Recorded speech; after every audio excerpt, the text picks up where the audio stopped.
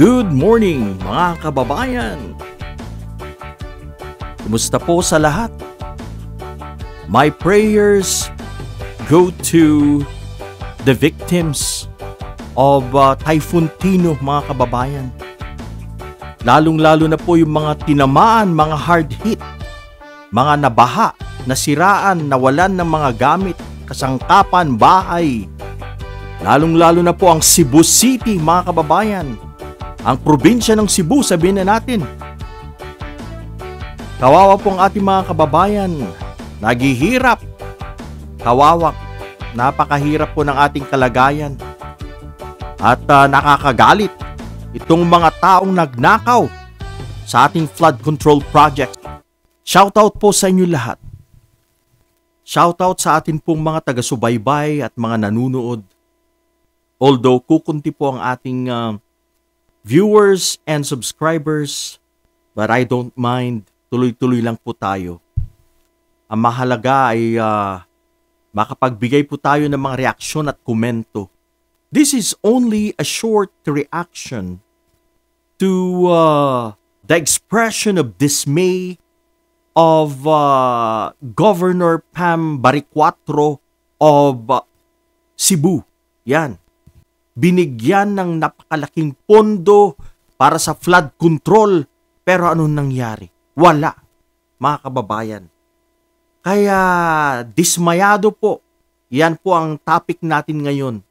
Ang pagkakadismaya ng Governor of Cebu, mga kababayan.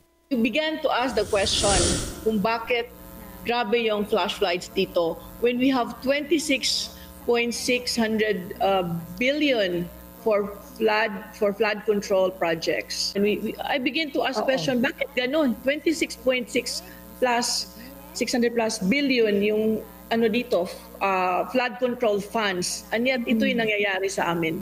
So mga kababayan, marami po ang galit kay Duterte sa past administration. Mas lalo na naman na lumalim ang kanilang galit. It is because hindi lang sa EJ case, mga kababayan, kahit pala sa pandidekwat, pagnanakaw sa kaban ng bayan, magaling din sila. Hindi lang dyan sa pagpatay ng mga libu-libong katao ng mga Pilipino, mga kababayan. Naalala nyo ang Parmali, na kung saan nandyan na naman, na-involved na naman ang mga Duterte, Parmali. Sa mga flood control projects, inamin ng mga diskaya na nagsimula ang kanilang operation 2016 pa. So, ibig sabihin, ang mga ito ay namayagpag sa panahon ni Digong Duterte.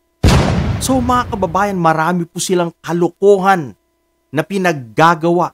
Hindi lang pagpatay, kundi pagnanakaw sa pera ng taong bayan. Marami pa ring nagpupush sa mga Duterte na makabalik sa pwesto. Despite sa mga kagaguhan at panluloko sa bayan, ipupush mo pa ang pamilyang nanira, nagnakaw sa'yo. Alam nyo, mga kababayan, nakakadismaya talaga, nakakagalit. Lalong-lalo na pag nakikita mo po itong hirap ng ating mga kababayan ng lubog sa baha. Kitang-kita yung mga bubungan na lang. Yung iba, wala na. Hindi mo na makita yung mga bubungan ng kanilang bahay.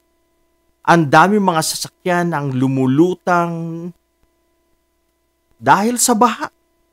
You know, flood control projects, if it were used properly, malaki sana it could have alleviated our problems sa baha. Pero wala, mga kababayan.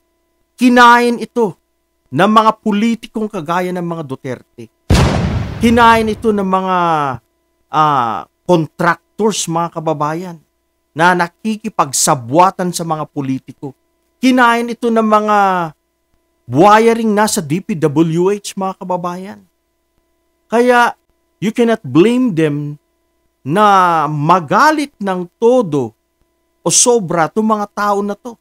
Sapagkat, imbis na tulungan sila ng gobyerno, wala. Mas nauna pang nambulsa ang gobyerno Mga kalukuhan, mga kababayan. Hindi lang sa mga dikes, mga flood control infrastructure projects, pati mga bridges, pati mga tulay, mga kababayan, napaka-substandard. Mga tulay na nagbabagsakan ay nagsimula sa panahon ni Digong Duterte, mga kababayan. Ang dami pong galit ngayon. Nakikita na nila ngayon na hindi lang sa patayan may kasalanan ang past administration, pati rin sa mga proyekto nito na napaka-substandard.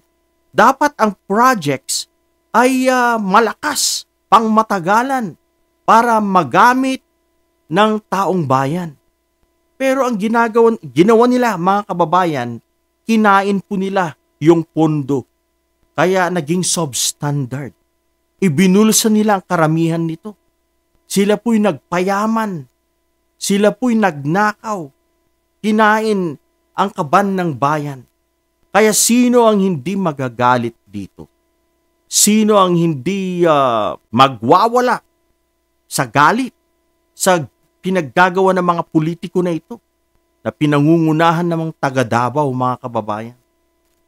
So ayan, naglabasan na.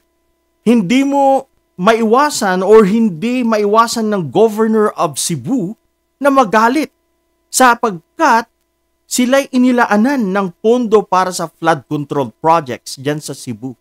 Pero ano nangyari, mga kababayan? Galit ang kanilang governor sapagkat despite of this big money na inilaan sa Cebu, wala, mga kababayan. Binaha pa rin sila. Nilunod pa rin ng Cebu, ang province of Cebu, mga kababayan. Kaya yung kanilang governor, dismayado, galit. Hindi po natin alam kung kanya pong mamimaintain ang kanyang relationship at ang kanyang koneksyon sa pamilyang Duterte sapagkat sila'y nadismaya sapagkat hindi gumana itong mga flood control projects nito. Marami pong mga ghost projects din ito, sigurado. Wala. Nalubog pa rin sa baha ang Cebu. Cebu ang hard hit sa bagyong Tino, mga kababayan. Kaya you can't blame her kung magalit siya. We can't blame her sapagkat ito ay pagnanakaw sa kaban ng bayan. Dapat ang mga beneficiaries ay ang taong bayan. Pero dahil sa panluloko nila at pagnanakaw, now dito na po natin makikita ang epekto ng ganitong mga klaseng pagnanakaw. Ang taong bayan ang apektado. Ang taong bayan ang nakawawa. Samantalang itong mga politiko nito nakasiting pretty pakuya-kuyakoy lang sa loob ng kanilang bahay. Yan. Pero ang ating mga kababayan, ang mga taxpayers, mga kababayan, sila po ang talunan sapagkat kinain ng mga pulpolitiko. Ang pamilyang pulpolitiko kasama niya ang kanyang mga alipores. Ang kawawa ang ating mga kababayan sa Cebu, province of Cebu.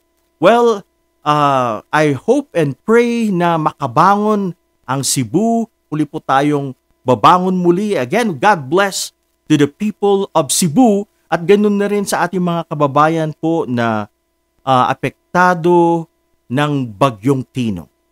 Isang magandang umaga, gabi po sa ating lahat.